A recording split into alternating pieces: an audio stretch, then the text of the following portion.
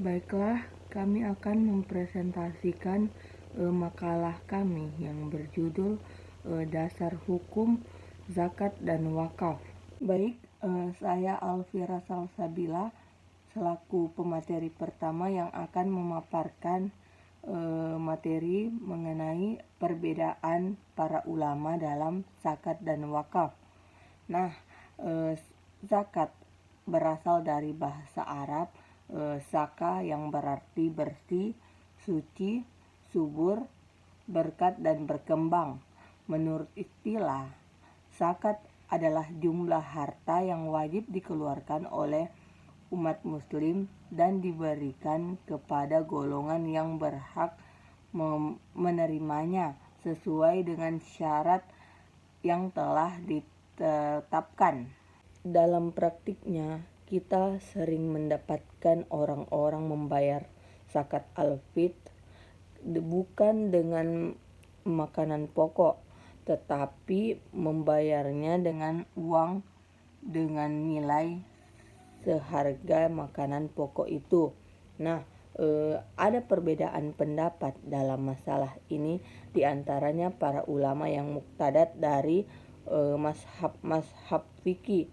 Yang pertama itu jumhur ulama yang tidak memperbolehkan hal tersebut. Yang kedua itu mazhab al-Hanafiyah yang memperbolehkan hal tersebut. Lantas bagaimana dengan wakaf? Wakaf secara etimologi adalah menahan, berhenti atau menghadapkan dan berdiri. Sedangkan menurut terminologi, ulama berbeda pendapat dalam memberikan rumusan tentang wakaf. Nah, yang pertama itu Sayyid Sabiq dalam fikih sunnah mendefinisikan wakaf adalah menahan harta dan memberikan manfaatnya di jalan Allah Subhanahu wa taala. Nah, yang kedua itu Imam Taqiyuddin Abi Bakar telah menekankan pada tujuannya, yaitu menahan dan menghentikan harta yang diambil manfaatnya dan kekal keadaannya guna mendekatkan diri kepada Allah Subhanahu wa taala. Lanjut materi yang kedua, yaitu dasar hukum zakat dan wakaf. Nah, zakat.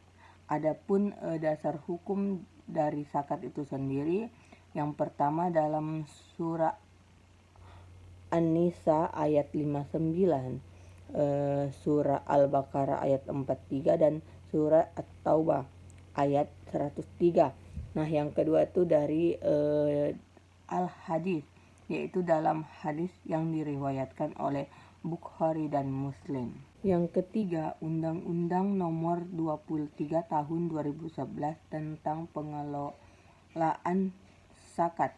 Nah, yang keempat ini Keputusan Menteri Agama Republik Indonesia nomor 51 tahun 1999 tentang pelaksanaan Undang-Undang nomor 38 tahun 1999 tentang pengelolaan zakat.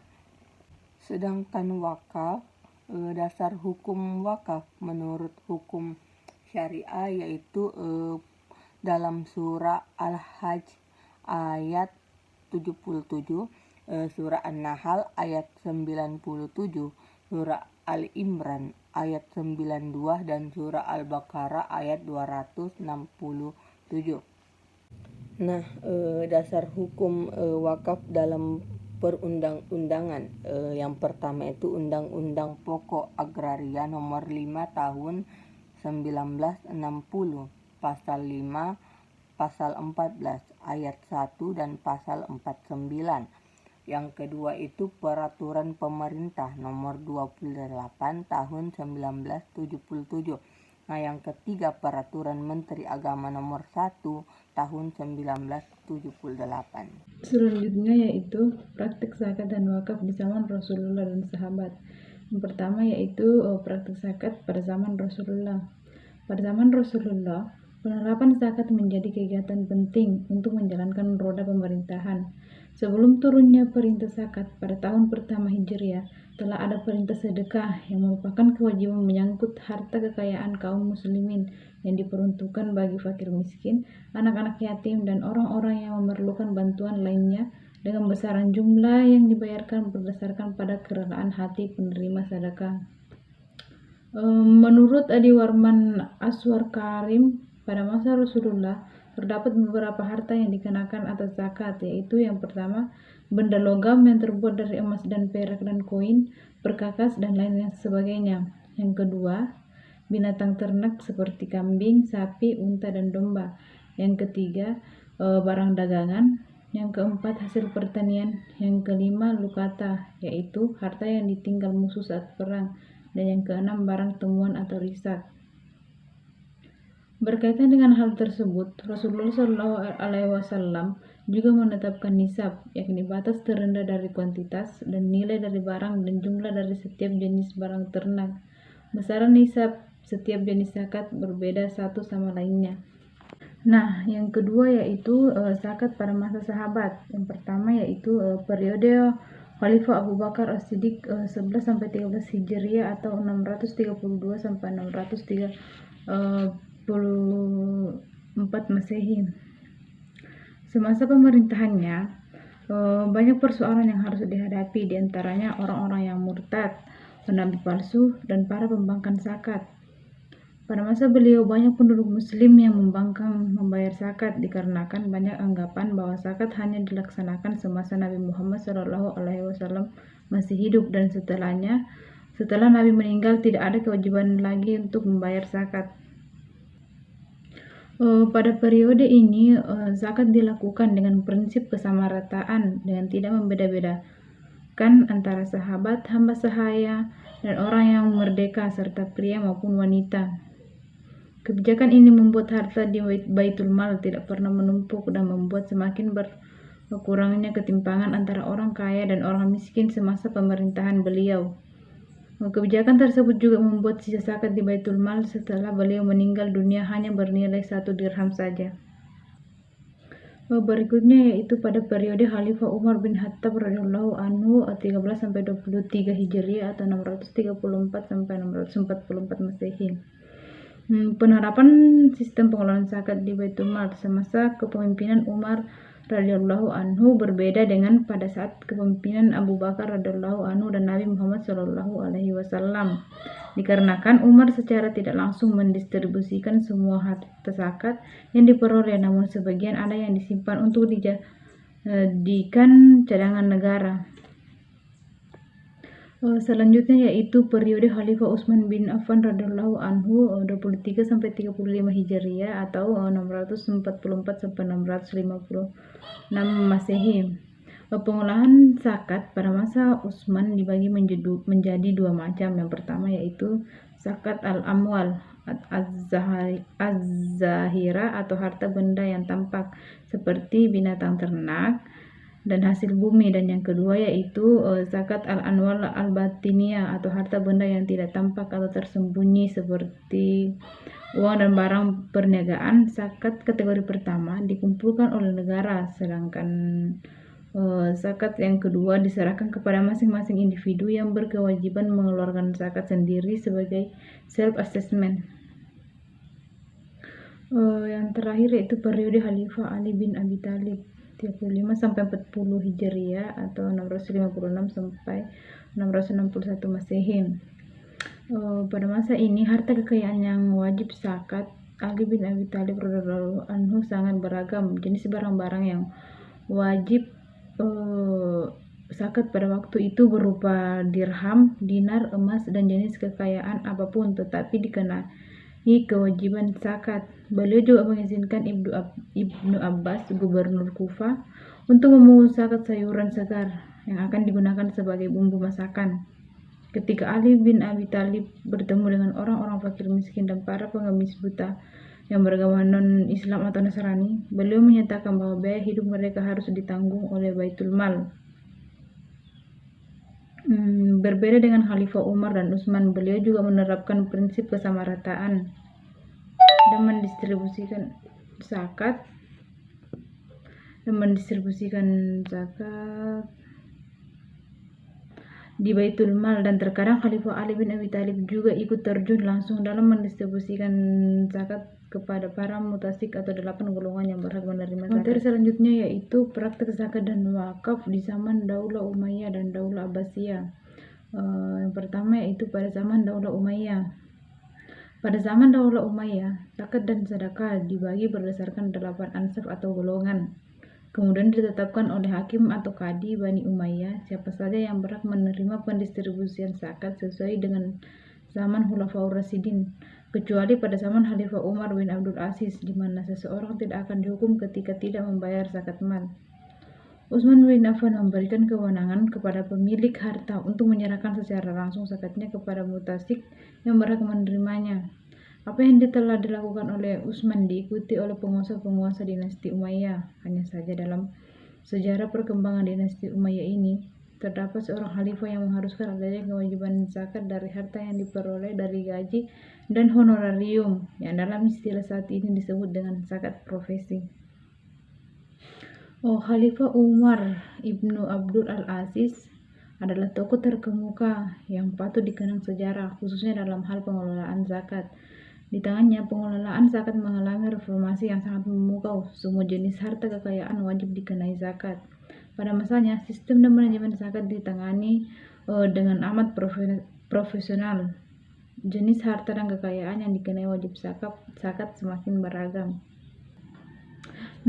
Adapun beberapa faktor utama yang melatar belakangi kesuksesan manajemen dan pengelolaan zakat pada masa Khalifah Umar ibnu Abdul Al-Aziz. Yang pertama yaitu adanya kesadaran kolektif dan pemberdayaan Baitul Mal dengan optimal. Yang kedua, komitmen tinggi seorang pemimpin dan didukung oleh kesadaran umat secara umum untuk menciptakan kesejahteraan, solidaritas, dan pemberdayaan umat.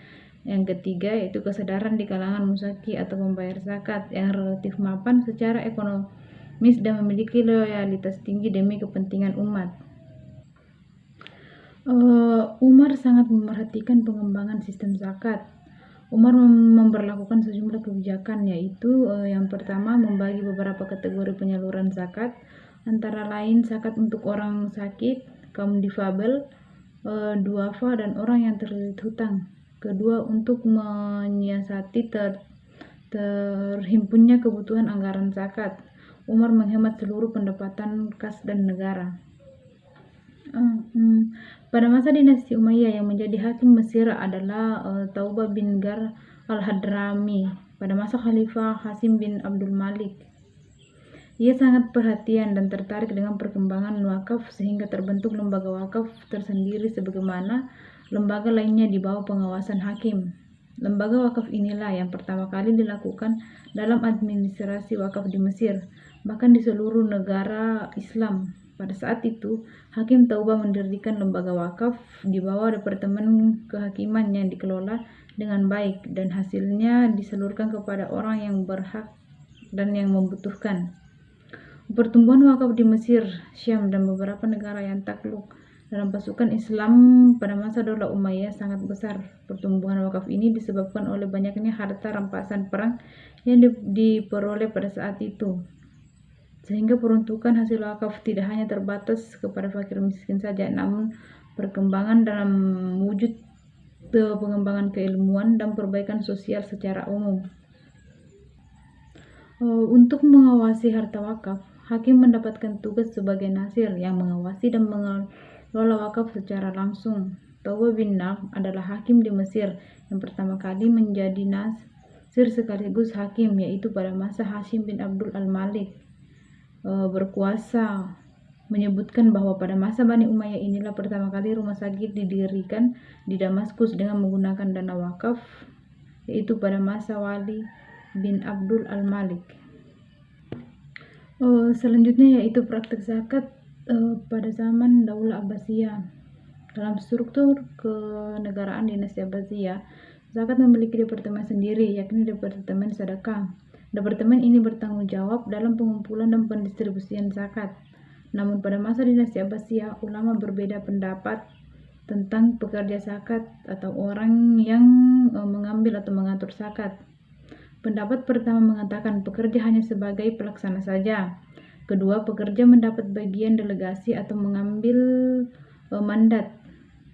Umal tanfiz, mereka hanya melaksanakan perintah dari khalifah dalam urusan batas zakat yang diwajibkan atas manusia dan ukurannya dari harta.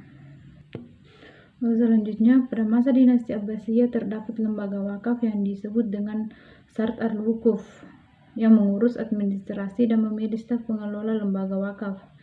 Demikian perkembangan wakaf pada masa dinasti Umayyah dan Abbasiyah yang manfaatnya dapat dirasakan oleh masyarakat sehingga lembaga wakaf berkembang searah dengan pengaturan administrasinya. Adapun pada masa Daulah Abbasiyah, seorang hakim tidak lagi merangkap menjadi nasar wakaf. Pengelola wakaf disebut dengan Sart al-Wakaf yang dibantu dengan nasir-nasirnya. Perkembangan wakaf pada masa ini terus meningkat, namun perkembangan ini tidak terlepas dari dampak pengelolaan wakaf pada masa Daulah Umayyah yang dirasakan oleh masyarakat. Dampak nyata itulah yang memberikan motivasi kepada masyarakat untuk berlomba-lomba mewakafkan hartanya. Pada masa Daulah Abbasiyah tercatat berdirinya lembaga pendidikan dan sekolah Al-Mutasiriyah di Baghdad dengan menggunakan dana wakaf. Setelah Daulah Abbasiyah melemah, timbullah berbagai daulah seperti Daulah Al-Fatimiyah, Al-Batiniyah, Daulah Al-Ayyubiyah, Daulah Al-Mamalik, Daulah Al-Bahriyah di Mesir dan Syam, dan Daulah Al-Utsmaniyah di Turki dan beberapa negara Arab yang terus melakukan penambahan dan perbaikan dalam pengelolaan wakaf. Oke, baiklah, materi yang terakhir yaitu mengenai perkembangan zakat dan wakaf di Indonesia. Nah, pengelolaan zakat di Indonesia dari waktu ke waktu itu semakin terorganisasi dibandingkan dengan dasawarsa, dan itu merupakan suatu kemajuan.